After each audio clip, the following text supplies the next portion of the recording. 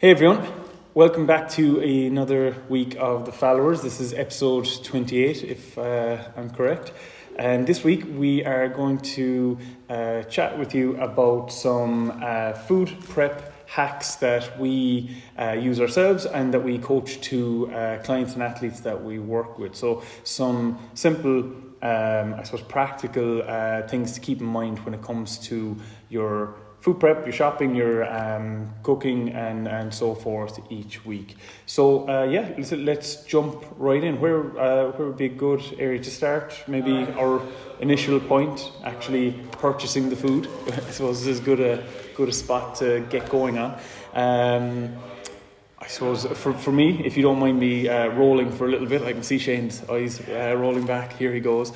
But one of the most overlooked thing when it comes to our food shopping, so our preparation, getting our hands on our food is so simple. It's something that, as I said, often does get overlooked and just can make such a huge difference to what makes it into our house. It's a shopping list.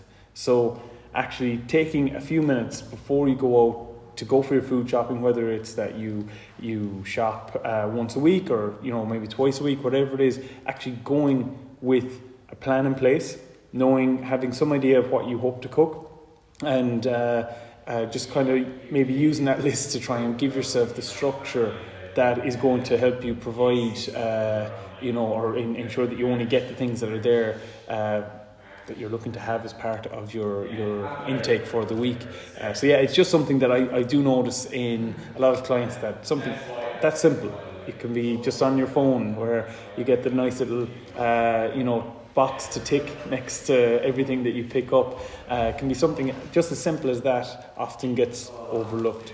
How about you guys? Yeah, it's completely overlooked, and I always try to explain it like, if you can have the best S&C plan in the world, you've kind of built up, right, this is going to be the year I'm really going to excel on the football pitch, but you've never bothered to register with a team. So then the season comes around, you can't play. So it's the same as if you have all your good intentions, you've laid out all your recipes for the week, and then you go to the cupboard, there's no food there, or all that's in the fridge is milk, and you're like, right, well, I can't make it now, I'll get a takeaway. So just without that, it doesn't even take that long. Like, if you take maybe an hour to just plan out even 5 days dinners, like, that'll make such a big difference compared to just going to the supermarket and picking up the first things you see.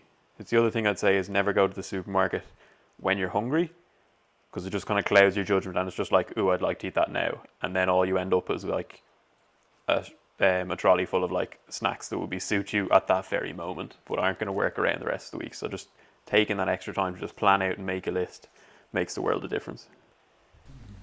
I think going for a food shop it's just one of those behaviours that gets you in the habit of being more in control of your diet and what you eat, and showing an element of planning forward. And that when you start working with someone who wants to change up their diet or change up what they're eating or whatever like that, and say, I'm kind of struggling with it all, so they would see themselves as having a nutrition problem. And generally, if you have a nutrition problem, what's first of all leading to that is a cooking problem. And say, oh no, I'm okay, I'm able to cook. Okay, then we have a food sourcing issue, and you don't have the right foods there in your house. And like, one of the first things that I ask people working is, okay, when do you do your food shopping? What do you mean? Like, when do you do your food shop? And some people, like, who have some good stuff in place, like Monday, straight after work, I just get straight to Aldi or Lidl or wherever it is. We're not sponsored by anyone, so. But they're like, that's when I go. To be decided. And even one of the big things I really push is you need to try and become absolute best friends with your local butcher, because they'll give you their best cuts of meat. They'll tell you when there's little deals on as they're trying to get friendlier with you. I often find, okay, here's my main chop, we'll go through that there in a minute. We're like, oh, here's just a little tray of this chicken I'm trying out with this new sauce on it, bring it home and have a taste of it and stuff. And little things like that make you want to keep going back to them, but also just opens up your mind to the kind of like new flavours and new recipes, suggestions, all like that. You were saying there, Damien, about what day you do. We've started going twice a week. I used to always go Monday, and by like Sunday there's nothing left in the house, and it's when you're way more likely to actually go and get a takeaway or something like that. So I found doing your bigger one Monday and then a mini one Saturday, but with a decent shot of meat there as well. I found it makes so much easier Sunday evening. Like, you're looking forward to like something you bought the day before that's in some way kind of treaty, like some breaded chicken fillets from the butcher, or maybe a nice steak or like that. but it also makes it so much easier to do a bulk cook Sunday evening for the next few days. So you're hitting the ground running Monday and Tuesday, and then you can have a bit more flexibility as the week goes on. Whereas just doing a shop on a Monday, by Sunday you're like, there's nothing here. I need to go out for lunch, I need to go out for breakfast, I need to go like get a takeaway for dinner, whatever it might be. Whereas having all that ready for Monday, you just roll straight into the week. You've momentum built up and you're flying it. And that helps massively then for, I suppose, like we do talk about just that routine to your diet, to your eating. The moment there's any kind of a stumbling block put in there, and that could just be as simple as it might be that you've bought a lot on Monday, and you're getting there towards your Friday or Saturday, and you're just looking around, you're like, there's nothing here. And that's when, not to demonize, eating out or anything, but if you're trying to work to a program, you're trying to, to maintain your practices long term, often it is just one little stumbling block can, in your preparation and in your planning can make it a good degree tougher to maintain. So it is just down to a routine, and that's how I suppose a lot of our training, a lot of our diet, it does come down to your routine building and the structure that you put on that. And the same thing goes for, as we mentioned here, just that actually going out and making sure that you have the stuff in your house to go. And even that routine transfers over to your actual shopping. You'll find over time you buy more or less, like it's important the first few times you go and do it, or if there's any little changes or stuff you might be planning for, you need your list.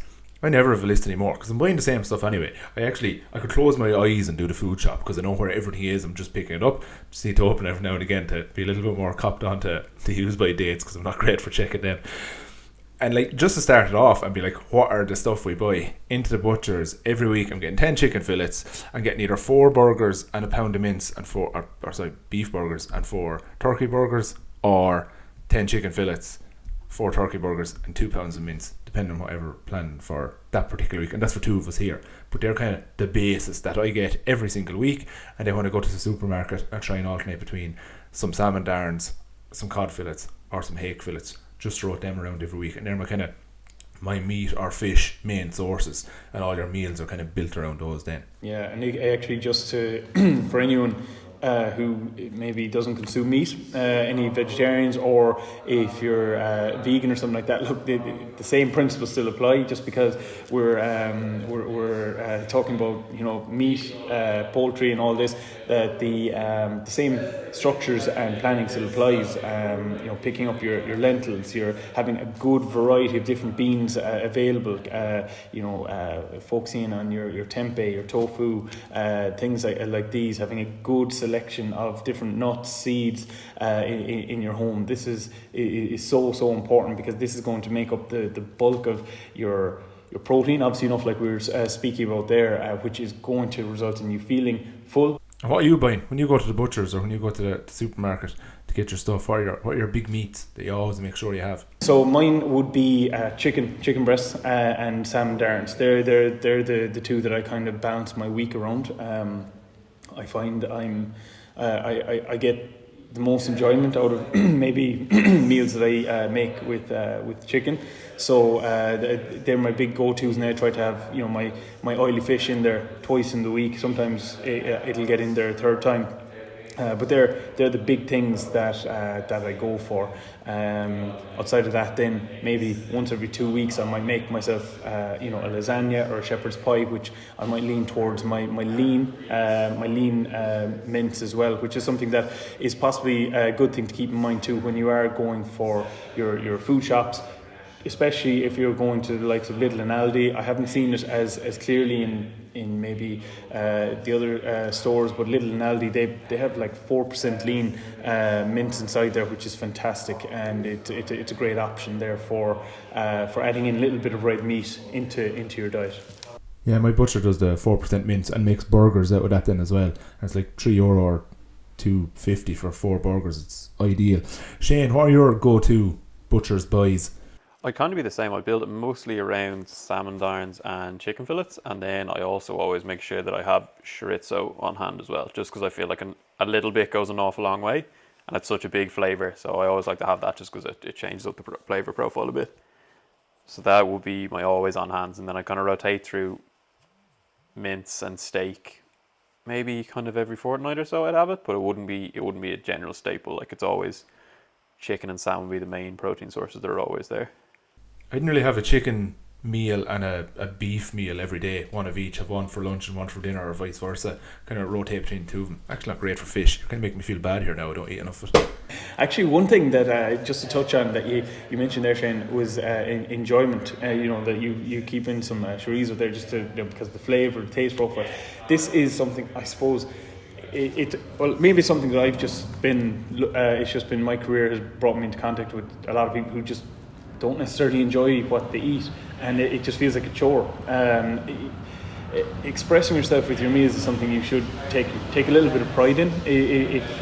Like, we eat every day, so if the way that, or the manner in which you're dieting, or the way in which you're going about, organising your meals each day or each week, if it's a struggle, if it's something you have to really motivate yourself to do, that's going to be a very short term thing. That's not going to last too long for you, and it's going to result in you maybe moving more or further away from your own targets or goals. So it's incredibly important. I know, Murph, you've spoken about this quite a bit before, but just on, like, even a spice cabinet, take a little bit of time to fill that up, with an array of different flavours and spices, and putting them to use. Even if you don't, it doesn't necessarily mean you have to go off and get a recipe book. Just trialling things out, giving things a go, and learning a little bit more about your palate and what you enjoy eating.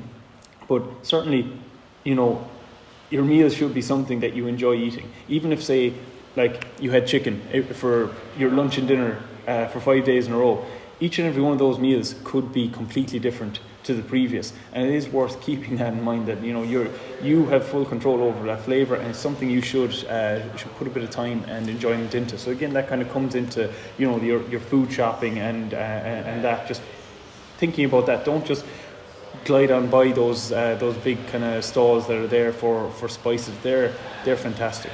Yeah, it's important to say, like, everyone here said we base our things around a similar style of kind of food, so everything's based around chicken and salmon to an extent. We probably eat completely different meals every day. Like, and I definitely, like, if I have a chicken meal on Monday, the chicken meal on Tuesday is not the same thing at all. Like, just because it's still based on chicken doesn't mean it has to be the exact same food. Now that we've looked at some of the proteins from the butchers, when we go to, like, your traditional supermarket shop, what are some of the protein sources you might pick up there? I know the main ones I look at are 20-pack of eggs, bacon medallions, 2 to 3 packs, and 0% Greek yogurt. So I'll get 2 of the big tubs. Oh, the fill with the big beard and long hair in the front of it. What's that type? You?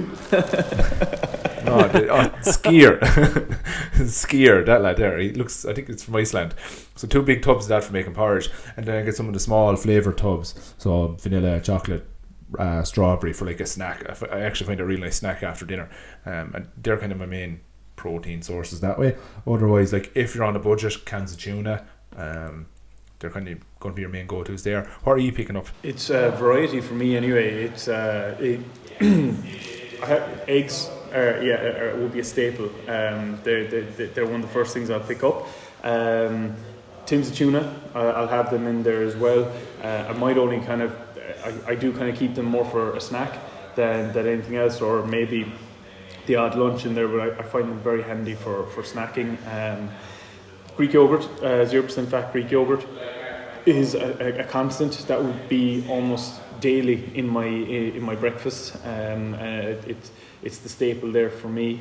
It's also a great little snack as well, like you mentioned. Like I think just as we stepped on here today, just before we recorded, I was having a Greek yogurt little pot with some granola thrown in on top. So, like, it's a very handy, quick one to do. It takes no prep. It's just, spoon it out and there you go. And other than that, then I would have a good mix of, as I said, or like your black beans, kidney beans. I'll have your red and green lentils there for use in most different meals. Chickpeas as well are fantastic protein source there. These generally pop into maybe 3-4 different meals for me per week. So they're my go-tos when I'm looking at my protein. Shane, what are you picking up other than the traditional butcher's meat shop? First of all, I'm actually not friends with my butcher. I get all of my things in the supermarket. Damo, I'm assuming you're the same, and John's just kind of unique in the fact that his best friend's a butcher. Similar. Yeah, okay, fine. Once I got that clarified and everyone's not friends with their butcher. Although if there is any butchers out there who would like to sponsor the podcast or befriend me, I'm more than happy to. But touching true, so you've kind of covered them all already. My main source, eggs would be a big one. Greek yogurt again. I'll always tend to have berries on hand as well, just not even as a protein source, but just to spice up existing protein sources that are there. And the same with oats. So oats would be a thing that I combine with some sort of a protein source a lot of the time as well. So they'd be kind of one of the first things I pick up. And then I always have a whey protein on hand as well, just not because it's in any way magical or anything like that. I just find convenience-wise, it fits into my lifestyle and I like it as a protein source. That's always there on hand for me. Yeah, I'm similar then with a few other things you're picking up. Big 1 kg bag of porridge. I'll usually try to get some frozen berries, frozen fruit, and a couple of salad bowls and mixed peppers. And like most of my diet just kind of rotates around all those then. When it comes to some of the carbohydrate sources, the big bag of porridge is brilliant. Some rice. I think spending that extra euro on the deluxe rice makes such a difference, particularly when you're like cooking a lot of it together and keeping it stored away, or else using the microwave rice. Like I swear by microwave rice. It's so handy. It's so much better than it'll take the same amount of time, or probably less in terms of effort as well, to prepare than pot noodles or something, and it's so much better for you, and it's going to be way more filling as well. It's almost so much nicer than like day old rice. Like if you bulk make rice, then when you have it the next day, I'd much rather have a fresh microwave bag than like leftover reheated rice. It's absolutely brilliant for making egg fried rice as well. Just break it up whatever way you have it not stuck together. Heat it slightly, a little bit of soy sauce, then just as it gets warm, crack the egg in and stir it all together. It's so nice, and you don't feel bad compared to the egg fried rice you get from the Chinese then as well. Yeah, no, the rice, things like that, they're all fantastic. I suppose to add into on top of your oats, rice, I always tend to have a packet of wraps in that I'll pick up. They're just so quick to throw something together, or even if I'm stuck for an idea for something to make for dinner, just heading towards the end of the week, I find that they're brilliant for making homemade pizza. And I know Murphy did something recently with those, and I have a few stories up on my own Instagram as well of them. But they're so handy. We made one here last night. 15 minutes. And it's something that I do talk with about some of my clients who like to go out to get things like go out for a pizza or get a takeaway or something like that, and that they might slip into midweek. This is such a small, simple thing to kind of plan for when you're doing your shopping, and you've it done just as quick as you would get a takeaway, and they're just as nice there. So I find that can be very handy. Wraps, they're just so versatile there like that. You'd use wraps a bit for breakfast burritos and stuff as well, wouldn't you? I'd also kind of usually, I don't know, I think you're the same kind of Murph. I'd always usually have a sourdough kind of bread kind of on hand as well, just because. Well, main reason was because I worked beside Bread 41 and got to know the owner. See, I don't know my butcher, but I definitely know my baker. So I have Owens on hand. He bribed me with croissants, and now I can't live without my sourdough from Bread 41. To shout out to them. But yeah, and again, it's like 4 ingredients. Like people get it into their head that bread is just this emulsification of everything that was found under someone's couch and then just put into a machine and came out as a big white loaf. Whereas like bread, if you get a proper loaf of bread, it's maybe 3-4 ingredients. And it's just, again, it's for simplicity purpose. Like there's nothing really easier than a sandwich or a bit of toast or something. And it fills a snacking void. It can fill a full meal void. It's just so versatile.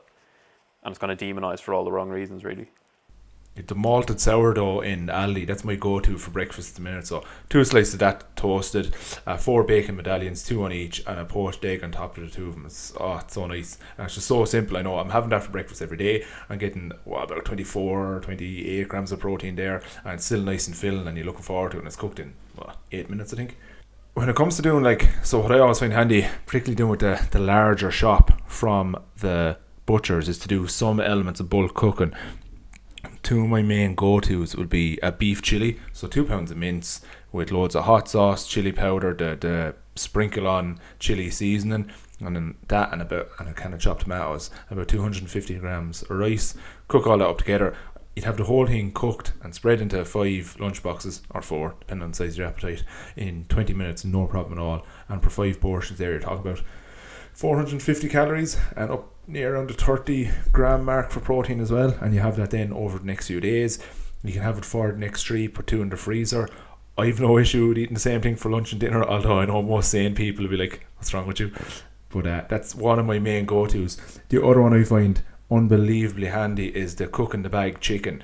So is the Maggie So Juicy one. There's probably a few own brands as well, but put 6 fillets into the bag, sprinkle the powder on, put that into the oven, and you have 6 fillets there cooked away. You can shred them with 2 forks into pulled apart chicken, or you could probably do similar for pork, or keep them full fillets and spread them across a number of lunch boxes. Put in some frozen veg or unfrozen veg into those then as well, and you have a few meals ready to go over the next few days.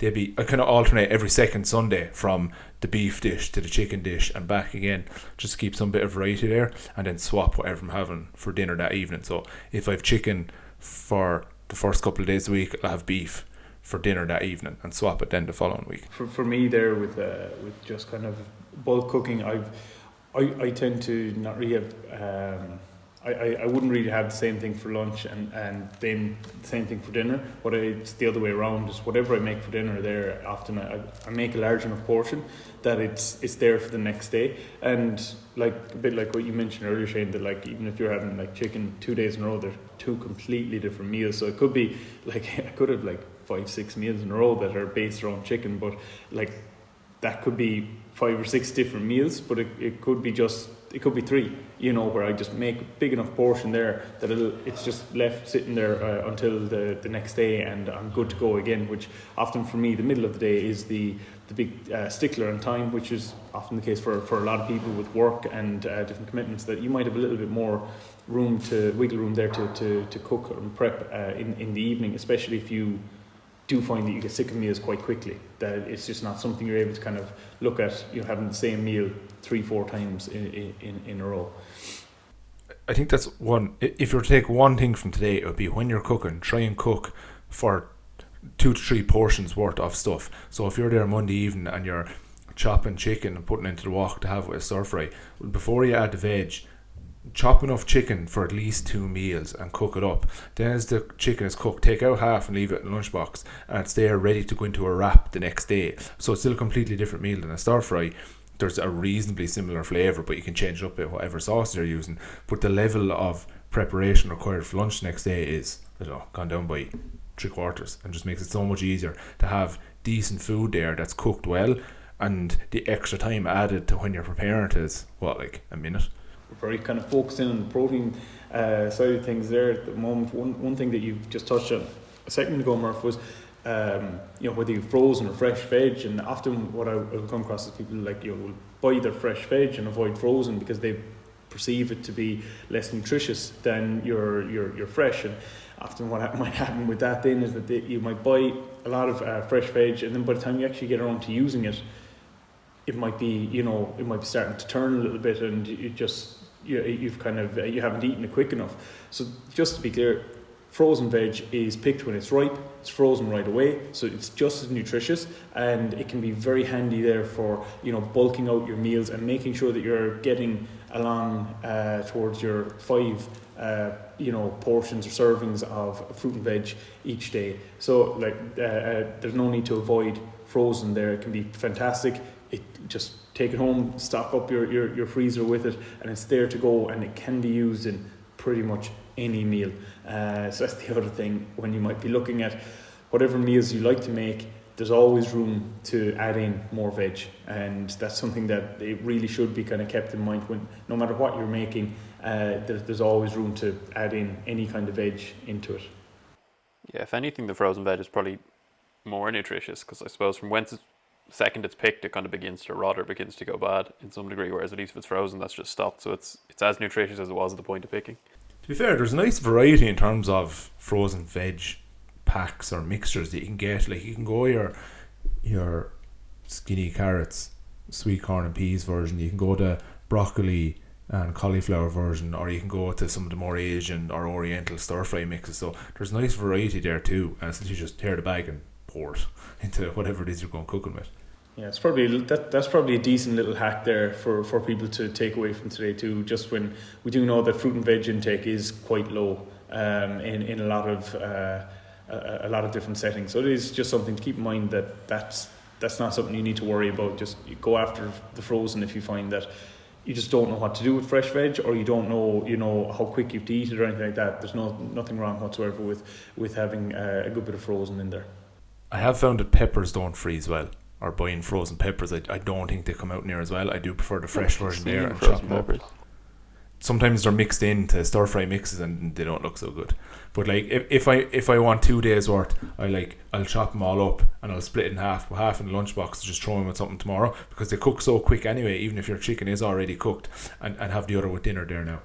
Most others do really well when they're frozen, but no, I don't find pepper so much. Another thing I find really handy for adding extra veg to meals is the salad bowls already put together one. So they do a massive one. It's actually called a party salad, which I find quite funny, in Tesco.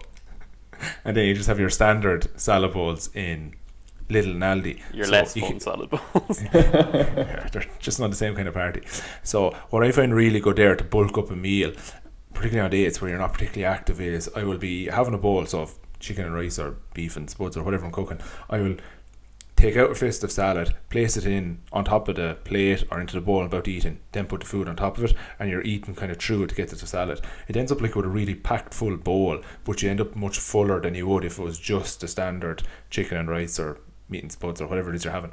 And that really fills it up, and those salad bowls are really handy. They keep for a few days and you just keep taking out a fistful every time you want something. Sometimes they're not that well chopped. We just got the round blades that they have in Chopped, the ones, we got one of those on a large chopping board, and it's actually made it so much easier to make up those salads. So every day now we're making sure we have a salad with some little different thing you can throw in, whether it be a piece of carrot, some nuts, some cranberries, something like that, just to change it up a bit, to give it a slightly different variation. But like a bag of spinach and the mixed salad bowl chopped up together is so handy for getting in veg, colours, greens and fibre while still bulking up your meal. Mm-hmm. Yeah, and actually just the only thing that I would mention with that, just try to think colour, try to get in variety of colour when it comes to your fruit and veg. The hint is in the colour of the skin as to what different vitamins and minerals, nutrients that we're getting from there, but fibre then will be the kind of constant across it. So we're looking to increase fibre, which is incredibly important for our gut health and for digestion of food, and also then just think colour and variety when it comes to our fruit and veg, because we do get different things from different vitamins from different coloured veg and fruit. What I found really handy lately is using the slow cooker. So having one of those, which are, and you're going to get a good one for like €40. You can get a bit more expensive with timers and settings and all like that, but at basic level, having the slow cooker there, turn on in the morning as you're going out to work, or when we used to actually go out to work, put in your 6 fillets or your 2 pounds of mince, a liquid, whether it be chopped tomatoes, pasta sauce, whatever it is, leave it alone and come back, your dinner's cooked. And that's so handy. And if you're doing mince, you can drop in your baby potatoes with it, or if it's bolognese, you can just cook the pasta fresh. If it's if it's chicken and it's all cooked, just add your microwave rice or heat your microwave rice to it, and it's so handy for cooking a large amount of meat at once. Leave it all just in one big Tupperware dish in the fridge, or portion it out if you prefer to have it portioned out across over the next few days, and it's just so incredibly handy. And it's really nice tasting as well, because the way it cooks so slowly. We found doing some barbecue beef, so get the reasonably cheap cut of beef in the supermarket, put some barbecue sauce on that and just leave it alone, come back and pull it apart with 2 forks. Or another big favourite is a round of ham, and cook that with a few cans of Coke Zero, and it tastes unbelievable in like baps or wraps or on toast with an egg poached on top and stuff like that. It's just so nice. Changes up your flavour a bit and something different, but you've so much of it made at once. It's really handy. Nice, that's an interesting one, Murph. So I suppose, look, on that bulk cooking and actually on that, investing in a slow cooker, definitely if cooking is something that you mentally can't get your head around for a while, a slow cooker is just, it simplifies everything and just makes life that little bit easier. So it's definitely something worth looking into. They're very cheap. You pick them up from time to time, and the likes of Lidl and Aldi for 20 or 30 quid. So just keep an eye out. They're very handy. Because you can cook a lot of the cheaper cuts of meat in it, and they still turn out really well, because when they're cooked so slow, it just makes its way in there, softens everything up, so it's quite easy to eat then afterwards as well. Also, we have invested in a air fryer, which is, first we just use it for spuds, then we started trying out a few things like butterfly chicken, little bit of flour and egg, and just anything that'll crisp up, put in the air fryer, and it comes out like a proper breaded crispy chicken fillet from like a Supermax or wherever like that.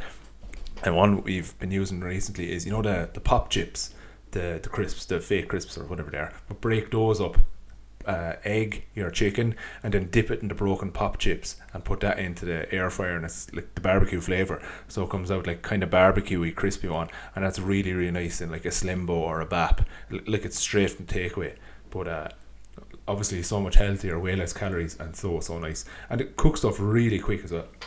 Tell you, Murph, you're going to have a queue of people outside your door once COVID's finished. Yeah, I mean, I'm going to be first. Just going back actually onto when you're doing your shopping, we kind of covered what you should pick up. Another important thing is, if you're controlling your shopping, so if you have your list, it also means the stuff that you don't want in your house isn't in your house. So as in, if you come through and if you don't buy the variety pack of whatever crunchies and Cadbury stuff, it's not going to be in the house. And then if you want one day, it's much harder to actually physically get up, go to the shop, drive to the shop, get your chocolate bar and come back, than it is to just pick up and go, I know it's in the press, I'll go get it. So just making sure that if you don't need stuff warranted, there's always exceptions. Like if someone has kids, if there's family or other people in the house want it, fair enough. You can't make everybody stick to your meal plan. But if you're doing the shopping, you're much more in control of what is in the house. And therefore down the line, when you do get those cravings, if they're not there, you're much less likely to actually go out and physically buy or go out of your way to get that chocolate when you're like, oh, I might just have a banana instead because it's there. That's where your point earlier is so important, Shane, on shopping on a full stomach, because you're going to be less likely to be distracted by what's on sale or what looks good or what's designed to kind of grab your attention. So yeah, it's another easily overlooked thing, but can have such a huge impact on what makes it home. On getting in more fruit and veg, I'm finding frozen berries really, really handy. Now, in terms of like which is better, fruit or veg, generally veg is probably better, but like obviously if you can get one of them in, then whatever is easiest. But frozen berries for like smoothies, to defrost them and put them on pancakes at home, or every night I'm making sure I'm mixing them into me porridge or overnight oats, if you want to be fancy, for the next day. And that's a really good way again of getting in a portion with so little effort. The 4-berry medley from Aldi is ridiculously cheap, has like 40 calories per 150 grams of berries there as well. Yeah, I'd be the same, just with a handful of berries, but same thing, just try to make sure. It's something so simple to get in once a day, and it kind of counts off, ticks a box. The other thing in terms of getting in fruit is, if there's a fruit you like, eat it. Like, don't say, I have to have an apple and a banana every day. It's literally whatever one you like the taste of, get it, and preferably get 5 of them and leave them wherever you are. So a lot of us are working from home at the minute, so when you get up in the morning and you have a desk, leave one of the 3 fruits you enjoy eating the most there on the desk with you. So when you're there at 10 o'clock, like, I'll have another cup of coffee. Oh, here's a banana beside me. I'll eat that here now. And that becomes part of your snack, as opposed to going, I might have a biscuit, or I might have a sliced toast with some Nutella or something like that on it. But having the fruit to eat, it doesn't have to be apple, banana, orange. It can be a punnet of grapes that you can break up into 5 portions. It can be, if you enjoy grapefruit, eat a grapefruit. If it's a kiwi, have a kiwi. It's literally whatever fruit you like, have 5 of them there. So it's so much easier to be in the routine of having them as a 10 or 11 o'clock snack, or a 3 o'clock snack, or straight after your dinner, if you want to have some little, I suppose, meet some kind of craving of sugar, if that helps you, instead of going for something really sweet directly after your dinner, or whatever it might be that way.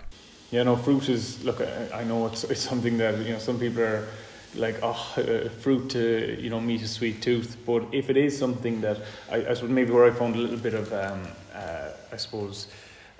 benefit with people is, maybe picking days in the week where you might go for something like maybe your more hyper palatable, your chocolate or your buns or whatever it might be that you have a craving for, picking the days in the week that you want to have that, and then having other things like your fruit there, which is still going to help you meet a sweet craving, or having some dark chocolate there available as well for that.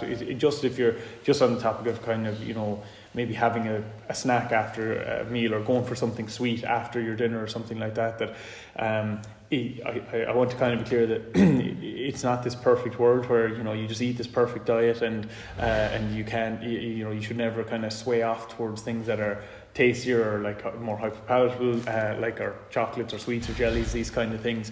But picking when they're there, having some kind of a structure as to when they're there. So often I'll have clients pick the days in the week that they like to relax after a meal a little bit more, and that maybe they're the nights of the week where you sit down to watch your whatever TV show you're into at the moment or something like that, and you pick those nights to have maybe as I said, look, your chocolate, your sweets or jellies, but then the other nights you're prepared with things like whatever piece of fruit that you actually like to have, or for some people they like to munch on like carrot sticks, stuff like that. They like the crunch of it. So whatever it is that you go to, just be prepared to have some kind of a plan around that too. Can be very beneficial. And sometimes if you like to include them and you're like just want to keep calories particularly lower but still meet that, I suppose, satisfy that craving or whatever, then the likes of the pop chips or lentil curls or something like that, if you're happy enough to get the flavour and have the sensation of the crisp, then that works fine too. Something else I find really handy from eating that kind of sugary or chocolatey flavour is having the Fibre One bars, or the cheap version of them. Having those, the chocolate version, 30 seconds in the microwave with vanilla or a raspberry 0% Greek yogurt on top is, to me anyway, the same as having like brownie and ice cream. Obviously it isn't, like, because I just haven't had brownie and ice cream in so long, and when I do it, like, It's so long since you've had a brownie. but something like that. And if you can look, what I find really handy as well is the syrups from some of the protein companies, My Protein, bulk powders, that like that, the 0 calorie ones there, whether golden syrup flavour, caramel flavour, or whatever it is like that, they can really, really add an element of like some kind of sugary syrup on top of it without adding all the extra calories, and help satisfy those cravings as well. If you don't want the flavoured yogurts, you can get flavour drops in those companies as well, like white chocolate mixed in with your plain Greek yogurt can give it that element of white chocolate in your yogurt, which again can really help meet those kind of, I suppose, cravings you might have after dinner. Yeah. No, 100%. I think the thing we're trying to get at here is that to try and avoid elimination, to try and avoid that kind of like, I'm just going to draw a line here, and these things that I enjoy the taste of, I'm just not going to have anymore, because there's a very finite timeline of when that'll actually last. Some other handy little bulk ones I find is to, like, you'd be surprised how, if you're rushing stuff in the morning, how some egg types can be prepared the night before, like the egg muffins. I've obviously had my disasters with them, as you both saw. But even you can make an omelette the night before. It's really good to go and microwave the next morning. It's something I wouldn't have realised it carries over as well. But I find they're really handy. They can have for breakfast or at your 10 o'clock tea the next day. That's quite filling.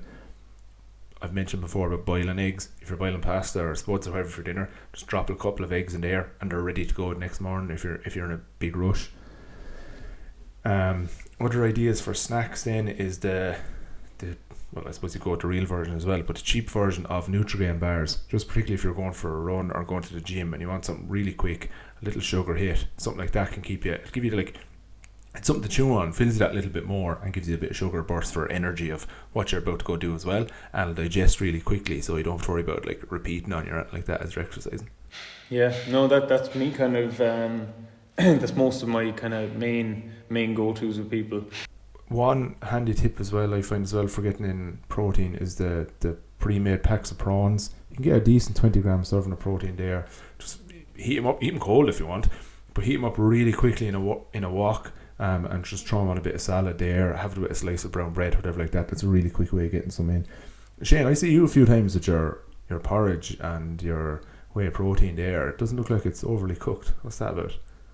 It's not overly cooked at all. It's actually just cold. To be honest, that was derived from just kind of when I was heavily in the PT days and I'd just be running from meeting to meeting, and it's literally just, it's 120 grams of oats, 2 scoops of whey, and then just water from whatever water fountain or bottle was closest to me on the way to the car or on the way to the gym or whatever it was. And it's again, it might sound off like it's not cooked porridge, but it's really tasty. It kind of does the job for me. I quite like it. Like, I'd be reluctant to eat normal porridge now. Well, not reluctant, but like, I'd much rather do that than eat normal porridge. It's the only thing is it's less filling, because obviously without the water it doesn't soak up, so it's less volume of food. But once you realise that going in, like if you're trying to lose weight, it's probably not the best food source possible. But yeah, that's how I do it. And again, it's stuff like that. Like, a lot of people will have different weird things about how they eat certain foods. Once you're eating the foods, like, there's nothing really wrong with it, unless you're like doing something ridiculous. Like, there's nothing really in any way wrong with it. Yeah, finding a whey protein that you particularly enjoy the flavour of, not like vanilla is better than chocolate and cinnamon Danish is better than vanilla. If there's one you like and it helps you eat like more of the porridge, or helps you drink a smoothie, or you can mix it in with whatever else you like, then go for it. Like, go all in on that one.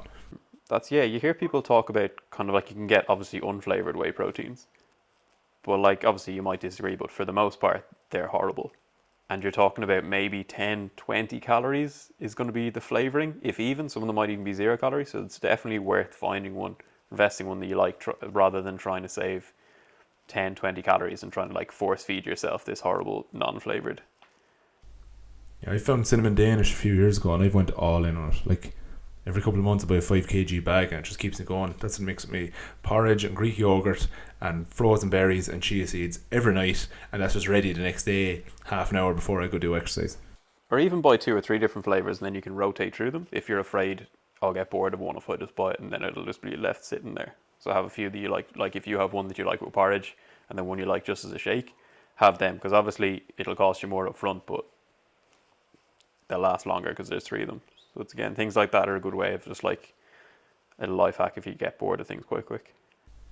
Also, if like you like porridge and whey protein and whatever else, you'd be amazed how many different types of meals you can get. If you can make like pancakes with the yogurt on top with the berries, you can mix it all just straight up in a standard smoothie. You can make your overnight oats with it. If you have a waffle maker, you can make it that way. You can have a smoothie bowl. There's a few different ways of playing around with very similar foods, but giving them different textures, different ways to eat them to give you that bit more enjoyment. Same as with your chicken, using your different flavourings there.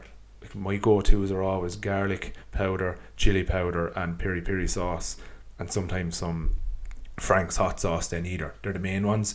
I would have played around before with black bean, oyster sauce and teriyaki, but they just weren't for me. Whereas other people would be way more the like curry, coconut powder, or coconut milk. Prefer going more along that route as well, whereas I prefer more the chili garlic end. Granola you have every morning, Damien. Do you make that yourself or do you buy I it? do, yeah. No, I would have bought it a lot, but I just got into habit. I just looked up. I was like, all right, okay, hang on. What am I having? It's like anything. So it is my job too to have a better idea of what I'm having. But I just looked into it and I was like, this is actually very easy to make. And, you know, like, you just buy a load of different nuts. Have some maybe raisins to add in, and a little bit of olive oil, a little bit of honey, and you know, you can mix up a very tasty granola batch there that could cover you for 2.5 weeks quite easily in very short term, and you have it there to go to. Like I mentioned, I had it for a snack there just before we started recording today. It's there, it's ready to go, and you know, it's one batch, and it does me for quite a while. So how much of each nuts are you putting in?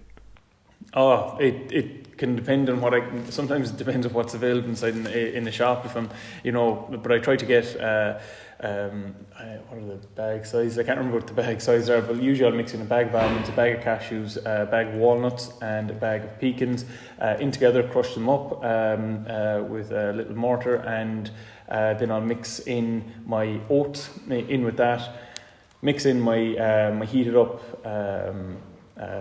honey and olive oil, mix that all together into the oven for about maybe 15 minutes, then spread it around again so so whatever wasn't in a position to be toasted can be toasted. I add in my raisins then for another maybe 5-6 minutes because I don't want the raisins to get burnt, and there you have it. So it's like there's about 2 weeks of servings there, and that's something that I would have almost every morning. with my Greek yogurt. And you just keep that in a Tupperware dish and it stays fresh for 2 weeks. And do you ever mix dry oats right in before you roast it? Yeah, sorry, that I was saying, yeah, that I add in the oats before I'd add in the honey and olive oil mix. So I'd heat up the honey and olive oil. But yeah, no, I'd have probably about 250 grams of oats thrown in there, maybe 300. And that, look, there's quite a good bit of energy off that as well. Obviously, you can go a little bit more if you're looking to kind of if you're looking to bulk it out a little bit more. But that's just I'm happy enough with that kind of serving size or mix going in there with all the nuts. Any idea what it is, calories per serving or anything like that? You've worked it out? Yeah, it's roughly, I think I have about 200 calories per serving in that. It's up it's on my Instagram. Greek yogurt plus with that, is it? My Greek yogurt. I might have a small squeeze of honey on it if I'm feeling a little bit, sorry for myself in the morning to pick myself up. But yeah, it's that's generally what I would go with. You could throw a bit of dark chocolate in there if you want to satisfy that old sweet craving or something as well.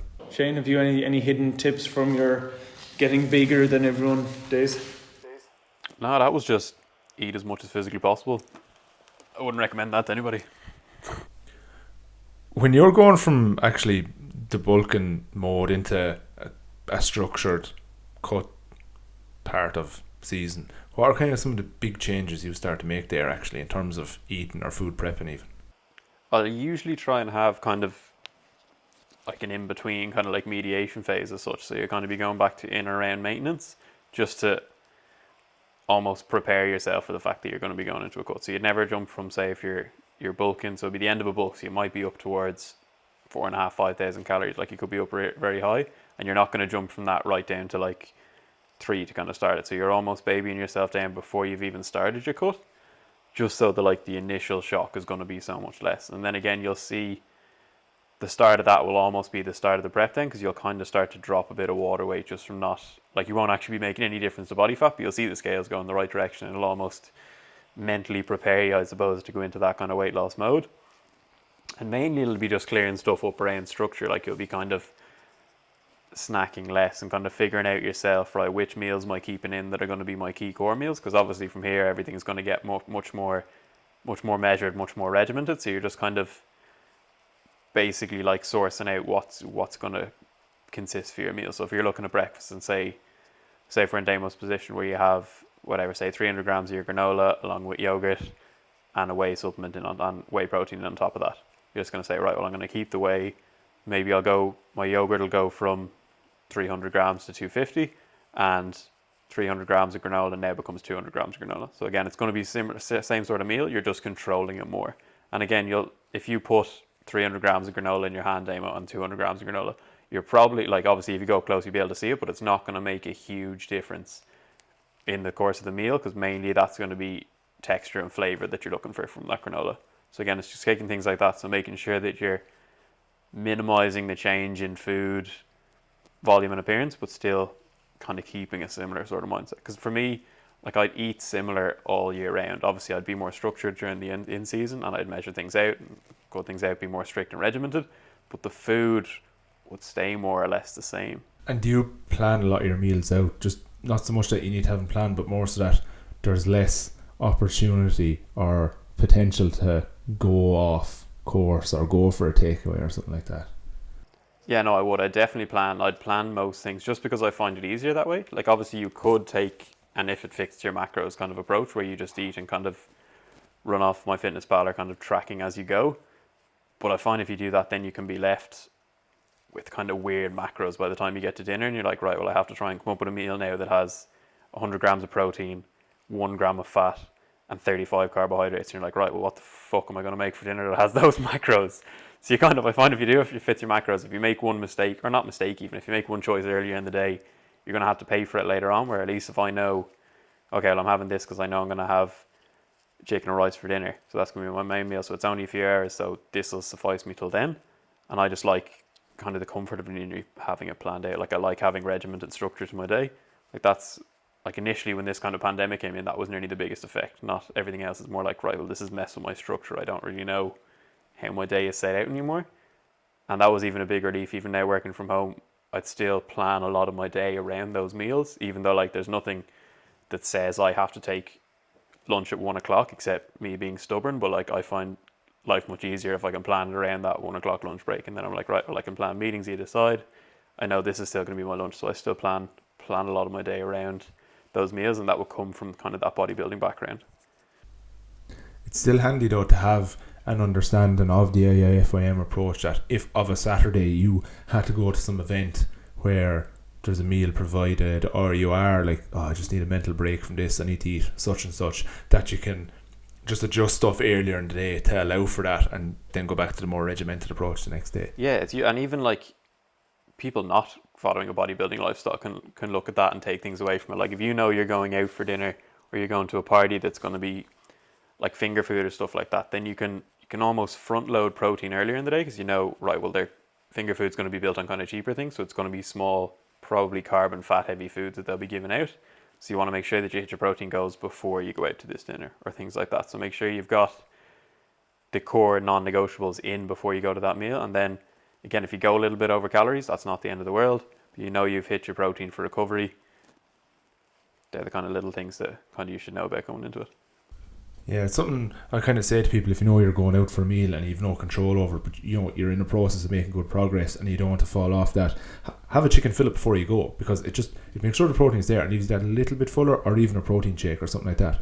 It's not a viable alternative every day for all your meals, but for one-off occasions like that, it can be really good. Another one I find, if someone is going out for a few drinks and they've been in a habit over a long period of time of, when they wake up after a drink, automatically go get a breakfast roll or get a big massive fry, try and think ahead and have your turkey sausages or your low fat sausages and bacon medallions, and maybe a loaf of like the old school like soda brown bread there. So when you get up in the morning, have that. It's going to satisfy the majority of the cravings you need, but also puts you in the habit of, yes, I am still on track, whatever that might mean, of eating healthy, and you're less likely to come off the wagon later. Or even if you do go for a takeaway later, you've been in the habit of making better choices, and then you would hope you would still make better bad choices when it does come to the takeaway later on. One other little bit I was going to touch on there was, if you're on the road a lot, which I don't think many people are now, but if you are eating in delis and stuff, most places are very agreeable to making up a little salad bowl for you there and then, instead of getting the standard roll or the jambon or whatever like that. Just like, oh, can I get a salad tray or salad bowl made up, loaded up with your salads, your lettuce, you often have a salad mix, peppers, boiled egg, ham, turkey, cooked chicken, all like that. And like, don't worry about a little bit of sauce if it's some relish on the side. I find a lot of them give you a kind of a small brown roll to take away then as well, just to give you that carbohydrate boost as well. But at the same time, don't think that going in and getting big massive trays of potato salad and coleslaw and pesto pasta, they're most definitely not the same thing, even if you think you are, oh, I'm getting salad, it's healthy. Yeah, but even places that will do you up a chicken fillet roll or a jambon and stuff, they're also going to have the facilities and kind of the ability to make you up a normal sandwich. Like they have just regular cooked chicken rather than the breaded deep fried chicken. Like there's always better options at a deli, and delis are pretty good nowadays. Like you will be able to get most healthy items you want. Like you'll be able to get a full salad, you can get soup, you can get pretty much everything in a deli. Like there's no real excuse for not going for the healthier option, just other than I just want this non-unhealthy option. All good. Thanks everyone for listening, and we'll catch you all next week.